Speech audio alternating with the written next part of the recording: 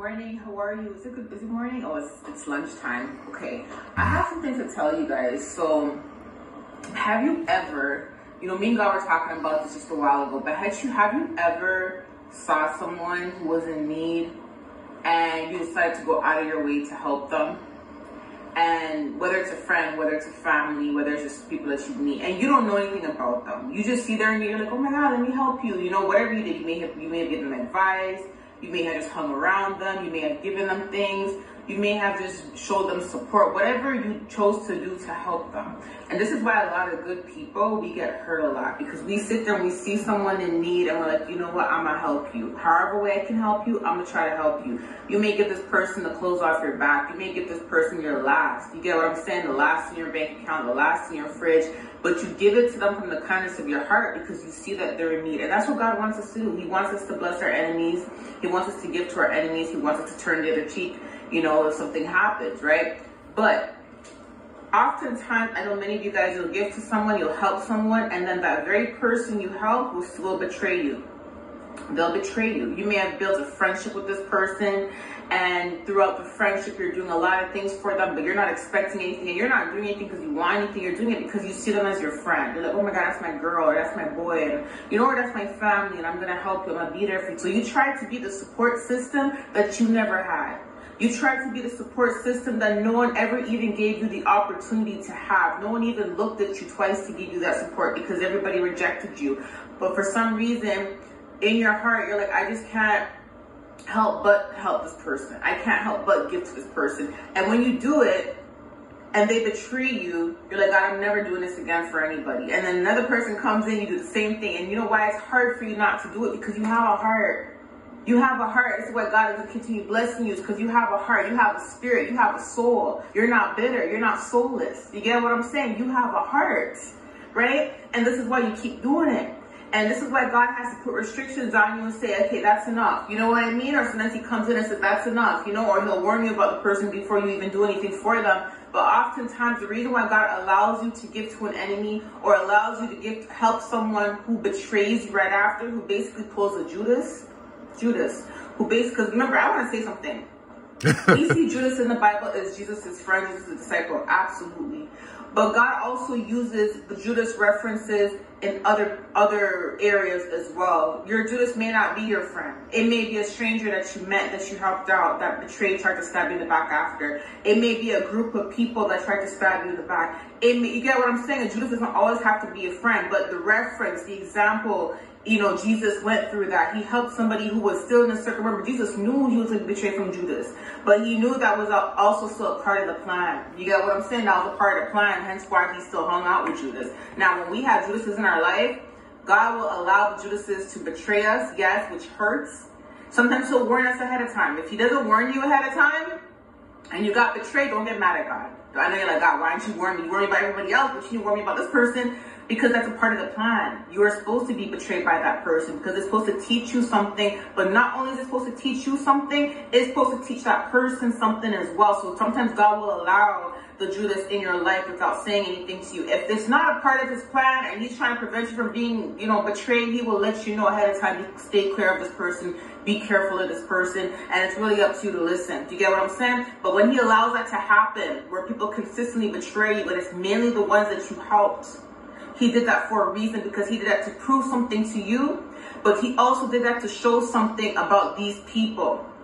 He did that for you to learn about these people, who they are, and he did that for these people to learn about themselves. You get what I'm saying? So these people that betrayed you, what they're going to learn from the situation is, this is why they're stuck in whatever situation they're in. This is why they're going through a hard time. This is why they keep going through these obstacles and turmoil, and they can never really see their breakthrough, because God is using an example, and God is saying to them, look how you mistreated that person, or look how you mistreated that person, or look how you've mistreated this group of people that I sent in your life throughout the year to help you, to give you a helping hand. Look how you betrayed each and every single one of them, and you're sitting here trying to pray to me, asking me to give you a breakthrough after I have sent 10 people in your life this year to help you with your breakthrough, but you couldn't help but betray them. So that is kind of them learning the patterns of themselves. Some of them, they're very prideful.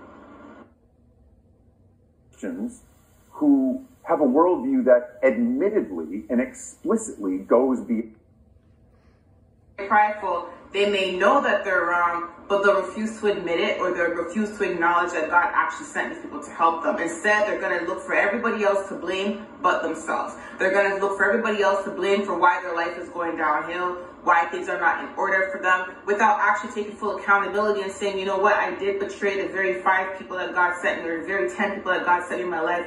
I did betray them. What have they actually done to me? They've done nothing to me. As a matter of fact, these are the only people that actually came through to help me, yet I betrayed them.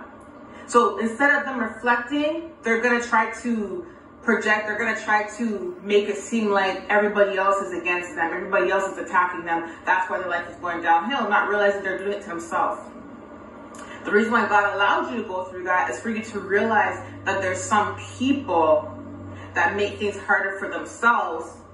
And yes, even though God allowed you to help someone and you've been betrayed by them, God allows you to do that to also see who you are as a person, to see the kind of heart that you have, and to see why you need to be happy, why you need to accept when he starts to bless you and not feel like you don't deserve anything. Because oftentimes we continue to get betrayed, and then when God brings a breakthrough in for us, we're scared to accept the breakthrough. We feel like we're undeserving of the breakthrough when we've helped give other people breakthroughs who stabbed us in the back. So why can't we accept the breakthrough that God has given us, who has never stabbed us in the back? Do you get what I'm saying? So he's teaching on both ends. He's teaching on both ends, okay? So I want to read something to you, a scripture. And this is for anyone that has been through this. Anyone has been through this.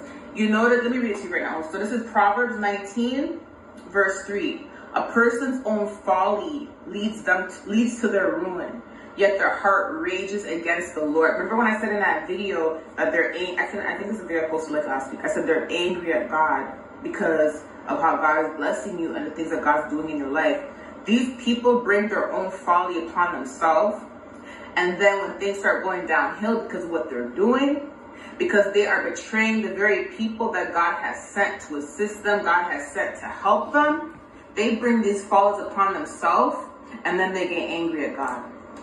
Then they get angry at God. When all they have to do, and remember, it even says in Proverbs that God does not like a prideful person.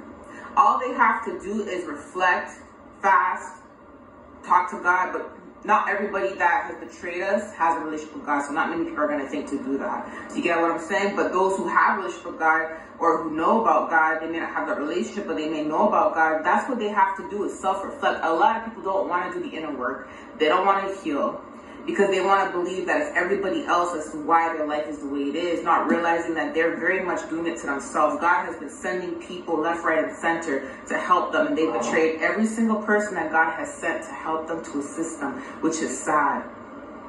And this is why when God has us look at people, and this is why he does not want us to 100% try to save everybody. We try to save as much people as we can, but at the same time, some people, they are literally living in their own folly. Like the things that they're actually going through, they've literally brought that upon themselves. But you may not know, because you may be from the outside looking in, just seeing someone that's in need. Like, oh my God, that person's in need. Not realizing that that person has betrayed every single person that has tried to help them while they were in need.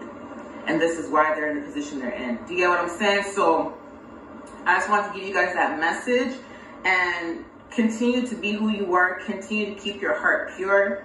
Okay? Continue to give. If you are a giving person, continue to give. And don't take it personal if you give to someone and God did not warn you about the person ahead of time and they betrayed you. Don't take it personal, because it's supposed to teach you and it's supposed to teach them. If anything, when they see God prepared at the table in the presence of them, they're going to understand why God did it. They're going to understand why God did it, because they're going to realize that you are someone that helps them, yet they betrayed you. They stabbed you in the back. Do you get what I'm saying? So sometimes God will allow your enemies to see it, to see that you are being prepared at a table in front of you. And not only that, but he'll allow your enemies to actually come in and give you that Judas treatment, because it's supposed to teach them a lesson. Remember, when that happened with Jesus, it taught Judas a lesson. He couldn't even live with himself. You get what I'm saying? There's people out there that have betrayed you and you've done nothing but be nice to them. Best believe they are going through eternal conviction, and they don't even like themselves. So you can't expect them to like you or love you or to treat you good if they don't even love themselves. You get what I'm saying? So I want to tell you guys I love you guys. Talk soon. Bye. Thank you.